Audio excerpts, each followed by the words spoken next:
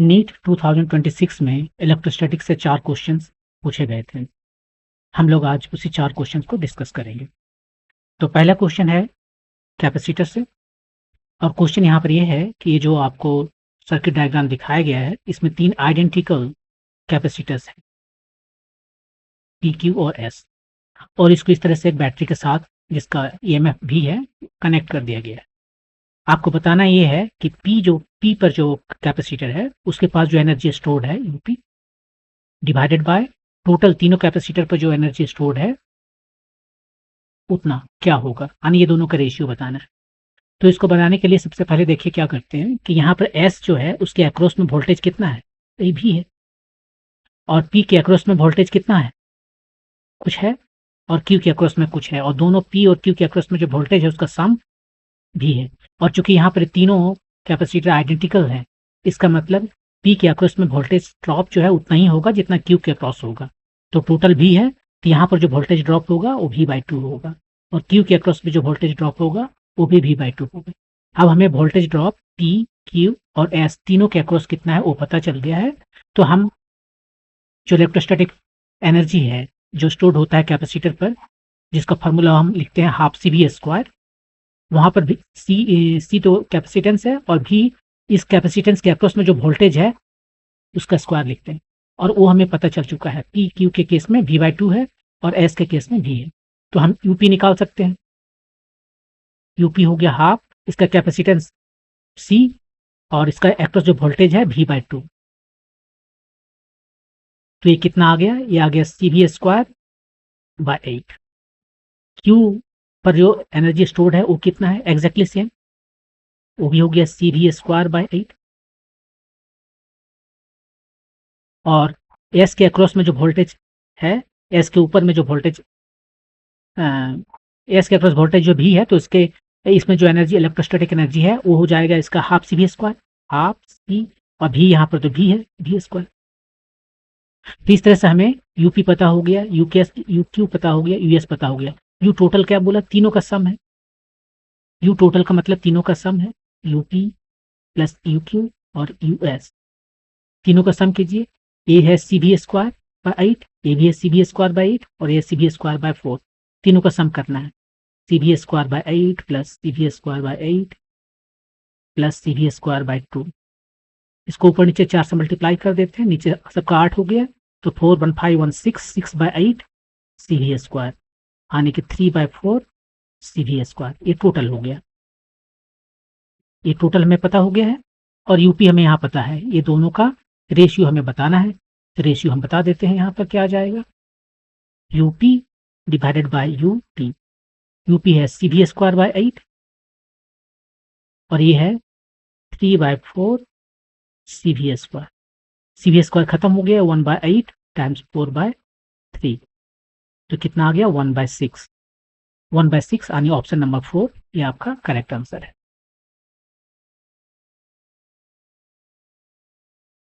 Next question चलते हैं। Next question में ये कह रहा है कि एक यूनिट चार्ज है जो कि पॉजिटिव चार्ज है, उसको ए से लेकर बी तक धीरे धीरे लाया गया, वेरी स्लोली लाया जा रहा है। वेरी स्लोली कहने का मतलब है उसमें कभी भी काइनेटिक एनर्जी नॉन जीरो नहीं है। और इसको जिधर से लाया गया एक स्फीयर है, और इस स्फीयर में एक टनल बना दिया, उस टनल के थ्रू लाया गया, रास्ता दिखा रहा है। और क्या लिखा है उसने लिखा है कि ये जो स्फीयर है उस पर पॉजिटिव चार्ज डेंसिटी रो है, इस स्फीयर पर। ठीक है, इसका रेडियस नहीं दिया है, लेकिन ये पॉइंट जो है सो ओ से, इसका सेंटर से 2r है, और बी जो है सो 3r। पूछा क्या गया है कि इसको ए से बी तक लाने में जो वर्क डन करना पड़ेगा उसका मैग्नीट्यूड बताना है। मैग्नीट्यूड बताना है जो टोटल वर्क डन करने के लिए कितना होगा। उसने बोला इतना होगा, एन का वैल्यू बता देना, यानी आपको जो वर्क डन यहाँ से यहाँ तक लाने में करना पड़ा है वही मुझे बताना है। तो देखिए यहाँ पर वर्क डन जो कर रहा है किसके अगेंस्ट कर रहा है, इस पर जो चार्ज है, चार्ज की वजह से जो इलेक्ट्रिक फील्ड बन रहा है उसके अगेंस्ट काम करना पड़ रहा है। और ये जो चार्ज है यहाँ पर, उसकी वजह से जो इलेक्ट्रिक फील्ड है ई, वो एक कंजर्वेटिव फोर्स है। कंजर्वेटिव फोर्स है, इसका मतलब है कि यह इस बात पर डिपेंड नहीं करता है कि कौन सा रास्ता से जा रहे हैं, ए और बी। हम किसी भी रास्ता से जाए ए से बी तक, जो वर्क डन होगा वो सेम होगा। और वो वर्क डन क्या हो जाएगा, वर्क डन हो जाएगा change in work done by external agent, जो इसको ले जा रहा है, इसको जो ले जा रहा है यहाँ से यहाँ तक, वो है work done by external agent इसका to change in potential energy. Change मतलब फाइनल एनर्जी है यूबी और इनिशियल एनर्जी है यूए। और यहाँ पर जो एनर्जी है वो इलेक्ट्रोस्टैटिक एनर्जी है, जिसका फॉर्मूला होता है 1/4πε0। इसका जो चार्ज है मान लेते हैं क्यू है, और यहाँ पर जो चार्ज है वो यूनिट चार्ज बोला, उसको हम 1 लिख देते हैं। बी है तो बी का डिस्टेंस यहाँ पर 3 है, ये पोटेंशियल एनर्जी होगी। और इनिशियल कितना पोटेंशियल एनर्जी है, इनिशियल है वो 1/4πε0 क्यू टाइम्स 1। आपकी डिस्टेंस इनिशियल में 2r है, इसको सब्ट्रैक्ट कीजिए, आपको मिलेगा q/4πε0r, ये कॉमन हो गया, ये 1/3 माइनस 1/2,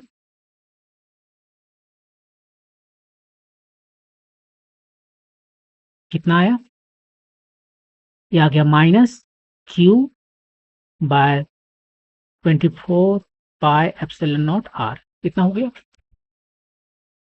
यही वर्क डन है। अब इसी यहाँ पर क्यू के वैल्यू हमें नहीं पता है ना, लेकिन हमें रो के टर्म में बताना है। रो इसका यूनिफॉर्म चार्ज डेंसिटी है, वॉल्यूम चार्ज डेंसिटी है। तो वॉल्यूम चार्ज डेंसिटी है तो क्यू कितना हो जाएगा, इसका volume times density, volume sphere का टाइम्स डेंसिटी, ये हो जाएगा क्यू। और जो बाकी बच गया 24πε0 r। वॉल्यूम कितना है, ये स्फीयर है तो 4/3πr³ टाइम्स रो, और ये नीचे में जो है 24πε0 r। 4π यहाँ से चला गया, 8 नहीं 6 में, तो कितना, एक तो r भी चला गया, तो रो r स्क्वायर ऊपर में हो गया और नीचे में कितना हो गया 3 टाइम्स 6 18πε0 r। पाई तो खत्म हो गया ना, पाई नहीं है, ये 4π तो यहाँ से चला गया, ε0 r भी खत्म हो गया, r स्क्वायर है, यही है आपका ये जो work done by external agent है वो माइनस के साथ में। उसने मैग्नीट्यूड पूछा है तो माइनस भूल जाइए, और वहां पर उसने जो दिया है एक्सप्रेशन वो है रो r square divided by n ε0। इसको उससे कंपेयर कीजिए, रो r square divided by n ε0, n के जगह पर ये 18 है, यही आपका आंसर हुआ, n के जगह पर 18, ये ऑप्शन नंबर 4, ये आपका सही आंसर हुआ। ओके, मूव करते हैं नेक्स्ट क्वेश्चन पे।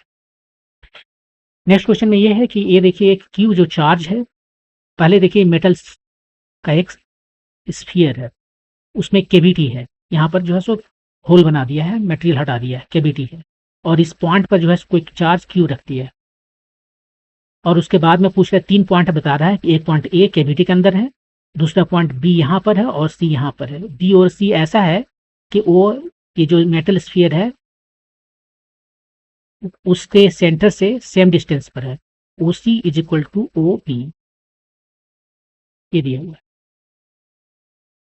और ए बी और सी पर जो इलेक्ट्रिक फील्ड है उसको ई ए, ई बी और ई सी बोल रहा है। ये 4 में से कौन सा ऑप्शन सही है यही बताना है।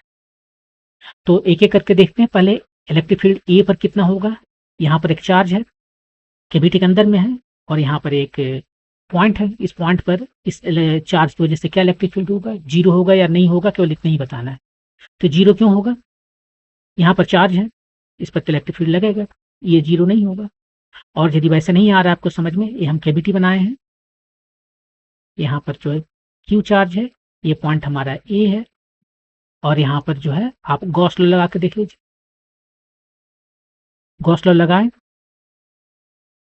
ये जो गॉसियन सरफेस है हर एक पॉइंट पर इलेक्ट्रिक फील्ड ई सिमेट्री की वजह से टाइम्स इसका ds, ये एक स्फीयर हो गया ना, ये जो गॉसियन सरफेस हमने लिया है वो एक स्फीयर हो गया, और ये होगा क्यू इनसाइड, अंदर में कितना चार्ज है क्यू बाय एप्सिलॉन नॉट, ये हर जगह सेम होगा ई, और ये हो गया 4π, मान लीजिए यहाँ से यहाँ तक का डिस्टेंस x है, तो x स्क्वायर इसका two Q by epsilon naught. E 0 आया नहीं, ई 0 नहीं आया, 4π x स्क्वायर एप्सिलॉन नॉट, ये 0 नहीं है। तो कौन कौन सा ऑप्शन कट गया? ये खत्म हो गया, 3 का भी खत्म हो गया, 2 और 4 में से कोई एक सही है। उसके लिए हमें ई बी और ई सी में क्या रिलेशन है वो देखना पड़ेगा। अब देखिए ई बी और ई सी में आपको लग सकता है कि ये जो चार्ज है उससे बी नज़दीक है, सी दूर में है, तो बी पर इलेक्ट्रिक फील्ड ज़्यादा होगा, ए सी पर इलेक्ट्रिक फील्ड कम होगा। और आप उसके बाद कहेंगे बी पर ज़्यादा कहाँ है, वो तो जो था ज़्यादा वो तो गलत वैसे ख़त्म हो गया, तो ये तो होगा नहीं, तो ये कम वाला भी नहीं होगा, तो जो बच गया वही वाला आंसर होगा। लेकिन ये सही तरीका नहीं है बनाने का, हम आपको फिर भी बताते हैं कि ई बी और ई सी कैसे होता है बराबर। यहाँ पर ऑप्शन देख कर ही आपने चूज कर लिया। पहली बात तो हमने देख लिया कि ये 0 नहीं है, तो 2 और 4 में से एक सही है। और उसके बाद हमने देख लिया यहाँ पर कि ये दोनों जो है, यदि इसके वजह से ये नज़दीक में, तो यहाँ पर ज़्यादा होना चाहिए, जो कि गलत है, ज़्यादा नहीं होगा। हाँ, तो उस हिसाब से ज़्यादा वाला ये होता, तो वो भी गलत हो गया। तो जो बचा सही ऑप्शन होने का चांस है वो यही है, ई बी और ई सी। अब ई बी इक्वल टू ई सी कैसे होगा वो हम आपको बताते हैं। इसको कहते हैं इलेक्ट्रोस्टैटिक शील्डिंग। यहाँ पर देखिए ये जो चार्ज है केविटी के अंदर में, यहाँ पर केविटी बनाते हैं, ये जो चार्ज यहाँ पर रखा हुआ है, वो चार्ज क्या करेगा, ये मेटल का बना हुआ है, ठीक है, ये मेटल है, मेटल के पास बहुत सारे इलेक्ट्रॉन्स हैं, तो ये चार्ज क्या करेगा, थोड़ा सा इलेक्ट्रॉन को अपनी ओर खींचेगा, क्योंकि ये पॉजिटिव चार्ज है। ये इलेक्ट्रॉन आ गया, ये जैसे इलेक्ट्रॉन यहाँ पर आ गया तो यहाँ पर प्लस आ जाएगा चार्ज, इलेक्ट्रॉन जहाँ डेफिशिएंसी हो गया वो प्लस चार्ज आ गया। लेकिन ये चार्ज जो है सो यहाँ पर रहेगा नहीं, क्यों? क्योंकि मेटल है, मेटल में जो भी चार्ज रहता है वो वहां से सब गायब होकर चला जाता है सरफेस पे, आउटर सरफेस पे। तो वो जो चार्ज है मेटल के पास वो सब पहुंच गया यहाँ पर। तो क्यू ने इंड्यूस किया ये माइनस क्यू चार्ज, और माइनस क्यू ने जो इंड्यूस किया चार्ज यहाँ पर वो चला गया सब सरफेस पे, आने की इंड्यूस चार्ज सरफेस पे आ गया। अब बाहर के इस स्फीयर के बाहर के किसी भी पॉइंट पर, ठीक है, किसी भी पॉइंट पर जो ऑब्जर्वर है उसे क्या नजर आएगा, उसे केवल ये वाला चार्ज नजर आएगा, ये वाला नजर नहीं आएगा। क्यों? क्योंकि देखिए क्यू की वजह से जो भी इलेक्ट्रिक फील्ड हो यहाँ पर प्लस क्यू की वजह से, उतना ही इस माइनस क्यू की वजह से। आपको बताया ना कि ये जो स्फीयर है इसके वजह से जो यहाँ पर इलेक्ट्रिक फील्ड होता है या पोटेंशियल होता है, वहाँ वही उसके सेंटर पर यदि हम सेम अमाउंट का चार्ज रख दें उसके वजह से भी होता है, तो वही यहाँ पर हो रहा है, जितना क्यू की वजह से है उतना ही माइनस क्यू की वजह से, और इसलिए दोनों एक दूसरे को न्यूट्रलाइज कर दिया। तो यहाँ पर जो ऑब्जर्वर है वो इसको नहीं देख रहा है, ये जो है एक तरह से सील्ड हो गया, इसको मेटल के अंदर डाल दिया, उसको नहीं देख पाएगा। किसको देखेगा? ये दोनों चार्ज खत्म हो गया, ये वाला बच गया, इसको देखेगा। तब उसे लगेगा कि केवल ये जो बड़ा स्फीयर है मेटल का स्फीयर, उसका सरफेस पे जो चार्ज है वही मुझे इलेक्ट्रिक फील्ड लगाएगा। अब इस स्फीयर के लिए देखिए, ये जो डिस्टेंस बोला है O C is equal to O B, same distance है, तो बी और सी पर जो इलेक्ट्रिक फील्ड होगा उसका मैग्नीट्यूड सेम होगा, डायरेक्शन ऑपोजिट होगा, एक इधर एक इधर, लेकिन मैग्नीट्यूड सेम होगा। तो इस तरह से ये ई बी और ई सी दोनों सेम हो गया, ये आपका आंसर होगा। इसको हम इलेक्ट्रोस्टैटिक शील्डिंग कहते हैं। इसको हम नहीं देखेंगे, लेकिन इसको वजह से जो है वो हम देख रहे हैं। ये इलेक्ट्रिक फील्ड फील करेगा। यदि इसको हम ग्राउंड कर देते तो ये सारा चार्ज जो है सो धरती में चला जाता और इसके ऊपर में भी चार्ज नहीं रहता। तो उसके बाद में यहाँ पर इलेक्ट्रिक फील्ड क्या होगा? 0, वो कोई चार्ज नहीं देखेगा। ये तो शील्ड किया हुआ है और ये जो है वो ग्राउंड में चला गया, क्योंकि मैंने ग्राउंड कर, मान लीजिए स्विच भी ग्राउंड कर देते हैं तो धरती में चला गया, यहाँ भी चार्ज नहीं है, तब यहाँ पर हर एक जगह इलेक्ट्रिक फील्ड 0 हो जाएगा। लेकिन इस केस में वैसा नहीं है, इस केस में इतना ही था क्वेश्चन कि ये ग्राउंड नहीं किया हुआ है, इसको हटा देते हैं। तो यहाँ पर जो फील्ड जो इसका सेंटर से जो डिस्टेंस है वो भी इसका टू उसी उसके वजह से ये दोनों पॉइंट पर सेम पोटेंशियल है। ओके, ये था क्वेश्चन केवीटी से related, electrostatic reading. Next question है, नेक्स्ट क्वेश्चन क्या है कि एक स्फीयर है, इंसुलेटिंग स्फीयर है, मेटल नहीं है, ये हमारा इंसुलेटिंग स्फीयर है। हर एक जगह इसमें मटेरियल है और वो किसी डाइलेक्ट्रिक मटेरियल का बना हुआ है। मेटल होता तो जो भी चार्ज यहाँ पर देंगे उस पर एक चार्ज दिया है, टोटल चार्ज क्यू है इस पर। एंड टोटल चार्ज क्यू, इसका रेडियस आर है, चार्ज क्यू है टोटल इस पर। यदि मेटल होता सारा का सारा चार्ज सरफेस पे चला जाता, लेकिन ये मेटल नहीं है तो हर जगह रहेगा, इसमें वॉल्यूम में रहेगा। अब बोर्ड है इसके बाद एक माइनस क्यू पॉइंट का चार्ज जो है सो कहीं पर रखा हुआ है, माइनस क्यू, क्यू बहुत छोटा है इससे। मास m is release from rest at A distance 3r, यहाँ से जो है इसको रिलीज किया, यहाँ पर ये जो डिस्टेंस है वो है 3r, यहाँ पर चुपके से इसको रख दिया माइनस क्यू चार्ज। क्या होगा, इस पर चार्ज कितना है प्लस क्यू, वो इसको अटैक करेगा, आके इसमें धड़ाम से टकरा जाएगा। क्वेश्चन ये बोल रहा है टकराने के जस्ट पहले यहाँ पर जब वो आएगा तो उसका स्पीड कितना हो। यहाँ पर धीरे से रखा है यानी कि इसका स्पीड क्या है, 0। तो हम इसको कैसे बनाएंगे, इसको बनाने के लिए just conservation law of energy लगा देंगे, जितना एनर्जी यहाँ पर है उतना ही एनर्जी बी पॉइंट पर हो। और इसके पास दो तरह की एनर्जी है, काइनेटिक है और एक पोटेंशियल एनर्जी है। तो ए पर जो कौन सा एनर्जी है, केवल पोटेंशियल है, पोटेंशियल एनर्जी है,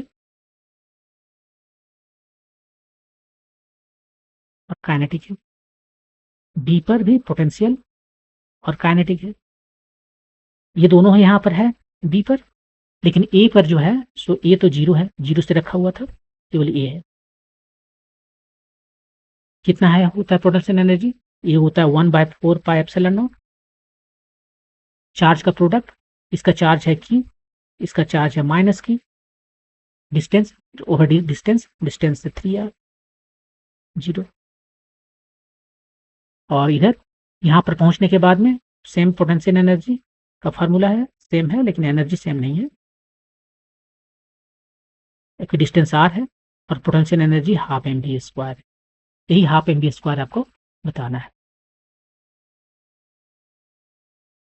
तो यहाँ से आप देख लीजिए हाफ mv² कितना है, ये हो गया q small q divided by 4 pi epsilon not r, ये कॉमन हो गया, इधर आ गया 1, इधर हो गया 1/3, ये कितना आ गया, ये हो गया q, ये नीचे ऊपर में 2 हो गया, ये नीचे से 2 कट गया, 2 पाई एप्सिलॉन नॉट r।